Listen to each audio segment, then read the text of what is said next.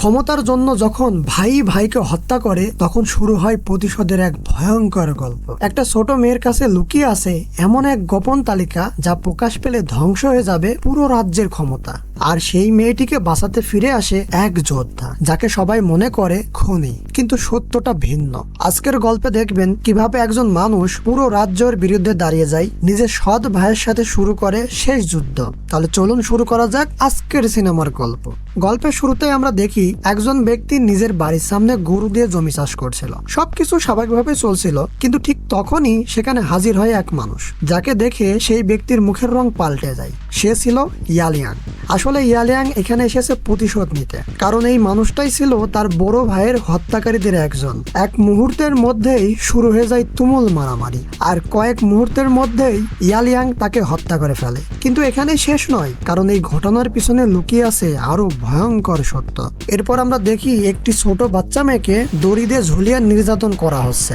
এই মেয়েটি আর কেউ নয়, সে হচ্ছে ইয়ালিং এর নিজের ভাতিজি। আর ঠিক তখনই সেখানে আসে এই গল্পের আসল ভিলেন বুটং, যে আসলে ইয়ালিং এর সৎ ভাই। তিন ভাইয়ের মধ্যে ছিল সেন, ইয়ালিয়াং আর বুটং। কিন্তু ক্ষমতার লোভে বুটং নিজের বড় ভাই সেনকেই হত্যা করে রাজ্য দখল করতে চায়, কারণ সেন এমন একটি গোপন তালিকা তৈরি করেছিল যা সরকারের হাতে পৌঁছালে বুটং এর সব ষড়যন্ত্র প্রকাশ হয়ে যেত। আর সেই গুরুত্বপূর্ণ তালিকাটাই লুকিয়ে রেখেছে এই ছোট্ট মেয়েটি।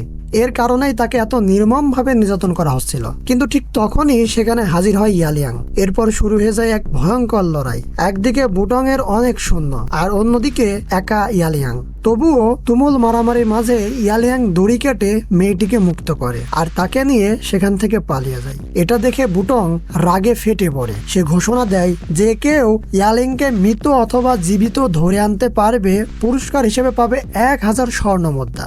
আর এখান থেকে শুরু হয় ইয়ালিংকে ধরার এক ভয়ঙ্কর শিকার। এরপর পুরো এলাকায় ছড়িয়ে দেওয়া হয় একটি মিথ্যা খবর, সেনকে নাকি হত্যা করেছে ইয়ালিয়াং নিজেই। এভাবে তাকে জনগণের চোখে খুনি বানিয়ে দেওয়া হয়। এদিকে বুটং খুব দ্রুতই বুঝে যায় ইয়ালিয়াং কোথায় যেতে পারে, তাই সে সরাসরি পৌঁছে যায় এক ডাক্তারের কাছে। সেখানে গিয়ে সে মিথ্যা গল্প বানিয়ে বলে তার ভাই নাকি অসুস্থ বাচ্চাকে এখানে এনেছিল। প্রথমে ডাক্তার কিছুই বলতে চায় না, কিন্তু যখন বুটং তাকে প্রচুর টাকা দেয় তখন সে সত্যি কথা বলে ফেলে। সে জানায় কিছুক্ষণ আগে একটি মহিলা এসে এই ছোট মেয়েকে এখানে নিয়ে এসেছিল। এই কথা শুনেই বুটং সব বুঝে যায়, আর সত্যি বলার শাস্তি হিসেবে সেখানে সে নির্মম ভাবে সেই ডাক্তারকে হত্যা করে। এখন প্রশ্ন হলো, বুটং কি সত্যি ইয়ালিংকে খুঁজে পাবে, নাকি সামনে অপেক্ষা করছে আরো ভয়ঙ্কর সংঘর্ষ? গল্পের এই পর্যায়ে আমরা দেখি অনেকদিন পর ইয়ালিং এর সাথে দেখা হয় লিংলিং নামের এক মেয়ের। আসলে প্রায় 10 বছর আগে ইয়ালিয়াং একবার লিংলিং এর জীবন বাঁচিয়েছিল, আর সেই ঋণ শোধ করতেই লিংলিং এবার তাকে সাহায্য করার প্রতিশ্রুতি দেয়। এই সময় ইয়ালিয়াং ছোট মেয়েটিকে জিজ্ঞেস করে বুটং যে গোপন তালিকার কথা বলছিল সেটার ব্যাপারে সে কিছু কি জানে। কিন্তু মেয়েটি কিছুই বলে না, কারণ সে এখনো পর্যন্ত পুরোপুরি ইয়ালিংকে বিশ্বাস করতে পারেনি। তাই ইয়ালিংও আর জোর করে কিছু জানতে চায় না। কিন্তু ঠিক তখনই তারা একটা অদ্ভুত জিনিস দেখতে পায়। বুটং এর একটি প্রশিক্ষিত কবুতর সেখানে এসে পৌঁছায়। এটা দেখেই তারা বুঝে যায় বুটং খুব কাছেই চলে এসেছে। পরিস্থিতি বুঝে লিংলিং দ্রুত ইয়ালিংকে সেখান থেকে চলে যেতে বলে, আর সে জানায় সে একাই এই পরিস্থিতি সামলাতে পারবে। অবশেষে ইয়ালিয়াং সেখান থেকে চলে যায়, আর ঠিক সেই মুহূর্তেই সেখানে হাজির হয় বুটং। বুটং ঘরে ঢুকে দেখে লিংলিং শান্তভাবে বসে চা খাচ্ছে। লিংলিং তাকে চা এগিয়ে দিলে বুটং সন্দেহ করে বলে এই চায়ে বিষ থাকতে পারে। তখন লিংলিং আরেক কাপ চা আনে, কিন্তু সুযোগ বুঝে বুটং চুপিসারে আগের কাপের চায়ের মধ্যে বিষ মিশিয়ে দেয়। লিংলিং তখন প্রমাণ করার জন্য যে সে বিষ মেশায়নি, আগের কাপের চাটাই পান করে ফেলে। কিন্তু কিছুক্ষণ পরই সে বুঝতে পারে তার শরীরে কিছু একটা অস্বাভাবিক হচ্ছে। তখন বুটং ঠান্ডা মাথায় জানিয়ে দেয় তার চায়ের কাপে বিষ মেশানো ছিল। এরপর তাকে টেনে হিসেড়ে এলাকার মাঝখানে নিয়ে যাওয়া হয়, কারণ বুটং চেয়েছিল সবাইকে দেখাতে যে কেউ ইয়ালিংকে সাহায্য করবে তার পরিণতিও এমনই হবে। ঠিক তখনই সেখানে হাজির হয় ইয়ালিয়াং। বুটং তখন সবাইকে উস্কে দিয়ে বলে এই লোকটাই সেনের হত্যাকারী। এ কথা শুনে সবাই ইয়ালিং এর উপর ঝাঁপিয়ে পড়ে। এরপর শুরু হয়ে যায় এক ভয়ঙ্কর মারামারির এক সুযোগে ইয়ালিয়াং লিংলিংকে বলে ছোট মেয়েটিকে নিয়ে এখান থেকে পালিয়ে যেতে। লিংলিং মেয়েটিকে নিয়ে দৌড়ে পালায় আর গিয়ে লুকিয়ে পড়ে ঘাসে ভরা এক জঙ্গলের ভিতর, কিন্তু বুটং এর এক মহিলা তার পিছু নিতে থাকে। অবশেষে সেই মহিলা লিংলিংকে খুঁজে পেয়ে যায়। সেখানে শুরু হয় আরেকটি লড়াই, কিন্তু এই লড়াইয়ের শেষ পর্যন্ত লিংলিং মারা যায়। এদিকে ছোট মেয়েটি আবার পালানোর চেষ্টা করলে বুটং এর সেই মহিলা তাকে ধরে ফেলে, আর ঠিক তখনই সেখানে হাজির হয় ইয়ালিয়াং।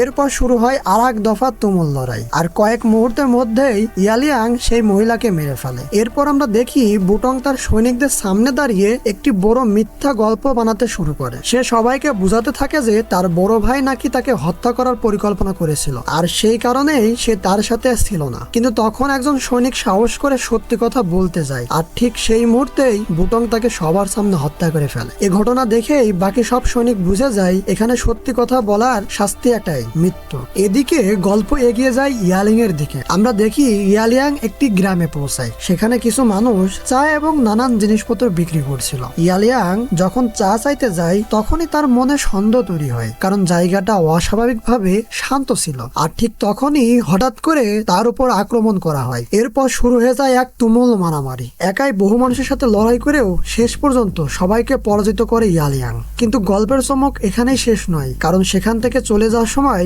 হঠাৎ করেই তার উপর আক্রমণ করে এক ভিখারি। প্রথমে তাকে সাধারণ মানুষ মনে হলেও আসলে সে ছিল একজন মহান যোদ্ধা, মাস্টার আলী। ইয়ালিয়াং তাকে চিনে ফেলে, আর এরপর শুরু হয়ে যায় তাদের মাঝে ভয়ঙ্কর লড়াই। লড়াইয়ের মাঝেই ইয়ালিয়াং হঠাৎ দেখতে পায় ছোট মেয়েটি ঝুড়ি থেকে বের হয়ে পড়েছে, তাই সে দ্রুত তাকে বাঁচাতে এগিয়ে যায়। এটা দেখে মাস্টার লি বুঝতে পারে এই মেয়েটি আসলে সেনের সন্তান। তখন সে ইয়ালিংকে বলে প্রথমে মেয়েটিকে নিরাপদ জায়গায় রেখে আসো, তারপর আবার আমাদের যুদ্ধ হবে। এই কথা বলে মাস্টার লি সেখান থেকে চলে যায়। এদিকে বুটং তখন অপেক্ষা করছিল ইয়ালিং এর মৃত্যুর খবর শোনার জন্য। কিছুক্ষণ পর মাস্টার যখন সেখানে পৌঁছায়, বুটং মনে করে এবার নিশ্চয়ই ইয়ালিং মারা গেছে, কিন্তু মাস্টার লি তাকে জানায় ইয়ালিয়াং আসলে একটি অনাথ মেয়েকে বাঁচানোর চেষ্টা করছে, আর সেই মেয়েটিকে অনাথ বানিয়েছে বুটং নিজেই। এরপর মাস্টার লি বলে তোমার বাবার উপর আমার ঋণ আছে, তাই তোমাকে এই পর্যন্ত সাহায্য করেছি। তুমি অন্য কোনো বিষয়ে সাহায্য চাইতে পারো, কিন্তু এই সাহায্যটা আমি এখন করতে পারবো না। এ কথা শুনে বুটং ভীষণ রেগে যায়। ঠিক তখনই সেখানে হাজির হয়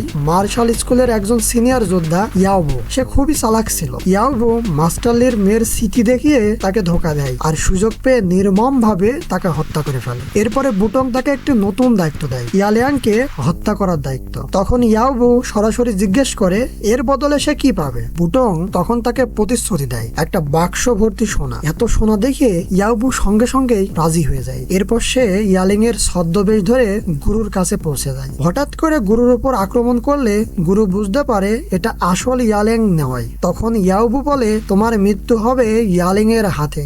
এই কথা বলে সে একটি ভয়ঙ্কর বিষাক্ত ধোঁয়া ছড়ায়। এরপর সেখান থেকে পালিয়ে যায়। এই বিষ এমন ছিল যা ধীরে ধীরে একজন মানুষকে মৃত্যুর দিকে ঠেলে দেয়। এরপর ইয়াওবু ফিরে যায় বুটং এর কাছে এবং পুরো পরিকল্পনাটা তাকে বুঝিয়ে বলে। তারপর সে বলে এলাকায় গুরুর অসুস্থতার খবর ছড়িয়ে দিতে হবে, কারণ সে জানতো যদি ইয়ালিয়াং এই খবর শোনে তাহলে সে অবশ্যই তার গুরুকে দেখতে আসবে, আর ঠিক সেই মুহূর্তেই তার উপর আক্রমণ করা হবে। এরপর আমরা দেখি ছোট্ট মেয়েটি ঘুমের মধ্যে ভয়ঙ্কর এক স্বপ্ন দেখে। সে দেখতে পায় তার বাবাকে কিভাবে নির্মম ভাবে হত্যা করা হয়েছিল, আর তাকে কিভাবে আক্রমণ করা হয়েছিল। এই ভয়ঙ্কর স্মৃতি দেখেই হঠাৎ তার ঘুম ভেঙে যায়, আর ভয় আর আতঙ্কে তার জ্বর অনেক বেড়ে যায়। এটা দেখে ইয়ালিয়াং দ্রুত ওষুধ আনার জন্য এলাকায় যায়, আর ঠিক তখনই সে একটি খবর জানতে পারে তার গুরু নাকি খুব অসুস্থ হয়ে পড়েছেন। এই খবর শুনে ইয়ালিয়াং আর দেরি করে না, সে ছোট্ট মেয়েটিকে সাথে নিয়েই গুরুকে দেখতে চলে যায়। কিন্তু সেখানে গিয়ে গুরু যখন বলে তার কিছুই হয়নি, বাইরে শুধু মিথ্যা অপচরণ হয়েছে, তখন ইয়ালিং এর মনে সন্দেহ তৈরি হয়। এরপর গুরু তাকে বলে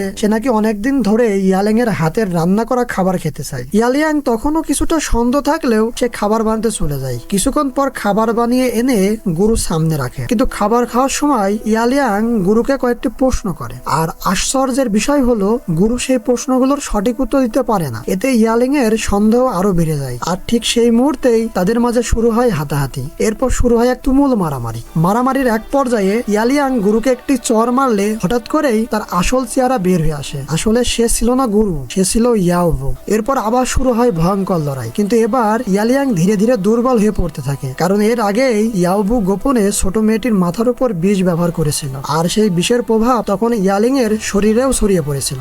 এই সুযোগে ইয়াওবু তাকে নির্মম ভাবে মারতে থাকে, এমনকি তার এক হাতে ছুরি ঢুকিয়ে দেয়। এরপর যখন সে ছোট মেয়েটির উপর আক্রমণ করতে যায়, ঠিক তখনই ইয়ালিয়াং শেষ শক্তি দিয়ে তাকে আঘাত করে, আর ছোট মেয়েটিকে নিয়ে সেখান থেকে পালিয়ে যায়। পালাতে পালাতে রাত হয়ে যায়, অবশেষে তারা একটি পাহাড়ের কাছে পৌঁছে যায়, কিন্তু ঠিক তখনই সেখানে এসে হাজির হয় ইয়াওবু। এদিকে ইয়ালিয়াং তখন এতটাই দুর্বল হয়ে পড়েছিল যে তার লড়াই করার শক্তি প্রায় শেষ হয়ে গিয়েছিল। তখন ইয়াওবু তাকে একটি প্রস্তাব দেয়। সে বলে, তোমার তলোয়ারটা আমাকে দাও, আমি বুটংকে গিয়ে বলবো তুমি মারা গেছো, আর বিনিময়ে আমি তোমাকে বাঁচতে দেবো। প্রথমে ইয়ালিয়াং এই প্রস্তাবে রাজি হতে চায় না, কিন্তু শেষ পর্যন্ত পরিস্থিতির চাপে সে রাজি হয়ে যায়। কিন্তু ইয়াওবু ছিল ভীষণ বিশ্বাসঘাতক। তলোয়ারটা হাতে পাওয়ার সাথে সাথে সে ইয়ালিয়াং এর দিকে একটি ছোট বিষাক্ত চাকু ছুঁড়ে মারে। ইয়ালিয়াং সেটা বুঝতে পেরে পিছিয়ে যায় আর সেখান থেকে পাহাড়ের নিচে পড়ে যায়। ইয়াওবু তখন নিশ্চিত হয়ে যায় ইয়ালিয়াং আর বেঁচে নেই। এরপর সে সরাসরি চলে যায় বুটং এর কাছে আর প্রমাণ হিসেবে তাকে দেখায় ইয়ালিং এর তলোয়ার। এটা দেখে বুটংও বিশ্বাস করে ইয়ালিয়াং সত্যিই মারা গেছে। তাই সে ইয়াওবুকে তার সাথে খাবার খেতে বলে। খাবার খাওয়ার সময় ইয়াওবু জিজ্ঞেস করে তার প্রতিশ্রুতি দেওয়ার সেই সোনার বাক্স কোথায়। এরপর সত্যি তার সামনে একটি বাক্স ভর্তি সোনা এনে রাখা হয়, কিন্তু ইয়াওবু বুঝতেই পারেনি তার খাবারের মধ্যেই আগে থেকেই বিষ মেশানো ছিল, কারণ বুটং কখনোই অতিরিক্ত চালাক মানুষদের পছন্দ করত না। আর কিছুক্ষণ পরই সেই বিষের প্রভাবে ইয়াওবু সেখানেই মারা যায়। এরপর আমরা দেখতে পাই ইয়ালিয়াং আসলে এখনো বেঁচে আছে, কারণ শেষ মুহূর্তে গুরু এসে তাদের দুজনকে বাঁচিয়ে ফেলেছিল। এরপর তাদের মাঝে কিছু কথা হয়। ইয়ালিয়াং তখন সেখান থেকে চলে যেতে চায়, কারণ সে ভয় পাচ্ছিল যদি ইয়াওবু সেখানে এসে পড়ে। কিন্তু তখন গুরু তাকে জানায় ইয়াওবুকে ইতিমধ্যেই বুটং হত্যা করেছে আর খুব শীঘ্রই বুটং সরকারিভাবে ক্ষমতা পেতে যাচ্ছে। এই কথা শুনে ইয়ালিয়াং খুব গভীর চিন্তায় পড়ে যায়। ঠিক তখনই ছোট মেয়েটি তার মাথায় বাঁধা ফিতাটি খুলে ফেলে আর সেখানে লুকিয়ে রাখা সেই গুরুত্বপূর্ণ লিস্টটা ইয়ালিয়াংকে দেখায়। এই লিস্টের কারণেই বুটং তাদের উপর আক্রমণ করছিল। ইয়ালিয়াং তখন ভালো করে দেখে এই লিস্টে এমন অনেক মানুষের নাম আছে যারা আসলে দেশের গাদ্দার। তখন গুরু তাকে সতর্ক করে বলে বুটংকে হারানো এত সহজ হবে না, কারণ সে শুধু খুব চালাকি নয়, সে মার্শাল আর্টেও অত্যন্ত দক্ষ। তাই যদি সত্যিই তাকে হারাতে চাও তাহলে তোমাকে আরো কঠিন প্রশিক্ষণ নিতে হবে। এরপর শুরু হয় ইয়ালিং এর কঠোর প্রশিক্ষণ। দিনের পর দিন সে প্রশিক্ষণ নিতে থাকে, সে নিজেকে আরো শক্তিশালী করে তোলে। অবশেষে একদিন গুরুর কাছ থেকে অনুমতি নিয়ে ইয়ালিয়াং রওনা দেয় বুটং এর আসল সত্য সবার সামনে ফাঁস করার জন্য। এদিকে আমরা দেখি বুটং এর সাথে দেখা করতে এসেছে সরকারের প্রধান। বুটং তাকে সম্মান করে বসতে দেয় এবং চা পান করতে দেয়। তখন সরকার প্রধান তাকে জিজ্ঞেস করে, শুনেছি তুমি নাকি সেই গুরুত্বপূর্ণ লিস্টটা হারিয়ে ফেলেছো। বুটং তখন মিথ্যা বলে, না, সেই লিস্ট এখনো আমার নিয়ন্ত্রণেই আছে। তখন সরকার প্রধান কঠোর ভাবে বলে, তুমি যদি সেই লিস্ট নিজের কাছে রাখতে না পারো তাহলে তুমি কোনো পদই পাবে না, বরং তোমাকে আটক করা হবে। ঠিক সেই মুহূর্তেই বুটং এর বাড়িতে এসে হাজির হয় ইয়ালিয়াং। ইয়ালিয়াং তখন সেই লিস্ট বের করে দেখায় এবং বলে এই লিস্টে দেশের সব গাদ্দারের নাম লেখা আছে। এরপর সরকার প্রধানের অনুমতি নিয়ে বুটং সেখানে আসে। বুটং তখন ইয়ালিয়াং এর কাছে সেই লিস্ট চাইতে থাকে, কিন্তু ইয়ালিয়াং সেটা দিতে অস্বীকার করে। এতেই বুটং প্রচন্ড রেগে যায় আর শুরু হয়ে যায় তাদের জীবনের সবচেয়ে বড় লড়াই। দুজনের মাঝে শুরু হয় ভয়ঙ্কর মারামারি। প্রথমে ইয়ালিয়াং বুটং এর সাথে পেরে উঠছিল না, কারণ বুটং সত্যি খুব শক্তিশালী যোদ্ধা ছিল। কিন্তু তখনই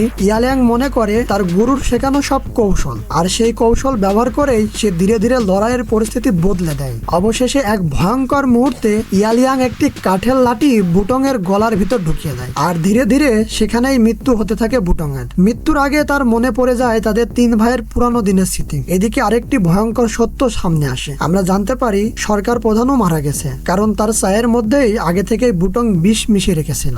এরপর খবর ছড়িয়ে পড়ে বুটংই সরকার প্রধানকে হত্যা করেছে। সব সত্য একে একে সামনে চলে আসতে থাকে। এরপর আমরা দেখি ইয়ালিয়াং ফিরে যায় তার গুরুর কাছে, কিন্তু সেখানে গিয়ে সে যা দেখে তা তাকে ভেঙে দেয়, কারণ তার গুরু তখন আর বেঁচে নেই। পাশে বসে ছোট্ট মেয়েটি কাঁদছিল। আসলে ইয়াওবু যে বিষ গুরুর উপর ব্যবহার করেছিল সেই বিষ ধীরে ধীরে তার জীবন কেড়ে নেয়। সবকিছু হারিয়ে শেষ পর্যন্ত ইয়ালিয়াং ছোট মেয়েটিকে নিয়ে সেই জায়গা ছেড়ে দূরে কোথাও চলে যায়। আর এভাবে শেষ হয়ে যায় আজকের সিনেমার পুরো গল্প।